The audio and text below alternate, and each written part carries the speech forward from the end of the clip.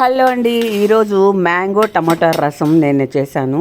చూడండి, ఒక 4 టమాటాలు పెద్ద ముక్కలుగా తరుక్కున్నాను. ఒక్క మ్యాంగోని చక్కగా పీల్ తీసేసి ముక్కలు తరిగి నీళ్ళల్లో వేసి చక్కగా ఉడకబెట్టేసానండి.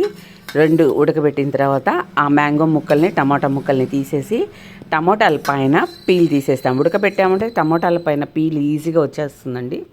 జస్ట్ ఇదిగోండి ఇలా తొక్కులు వచ్చేస్తాయి.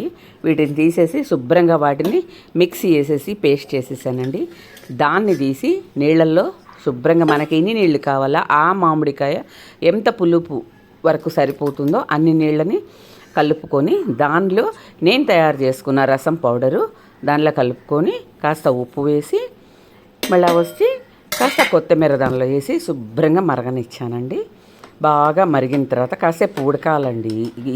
ఈ పొడి వేసిన తర్వాత కాసేపు ఉడకాల.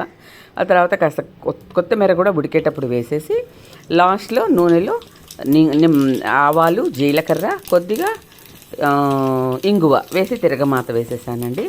కొద్దిగా కరేపాకు, కొత్తిమీర టమోటాలు ఉడికేటప్పుడే వేసేస్తానండి మంచి వాసనని.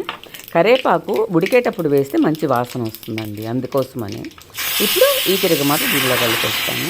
ఈ రసం అద్భుతంగా ఉంటుందండి. మామిడికాయతోటి చింతపండు బదులు మామిడికాయ వేసుకోవడం. రసం పొడి నేను ఎలా చేశాను అనేది మన ఛానల్లో ఉందండి. మీకు ఎవరికైనా ఇంట్రెస్ట్ ఉండి అవసరం అనుకుంటే చూడండి. మీకు ఇది నచ్చితే లైక్ చేసి షేర్ చేయండి.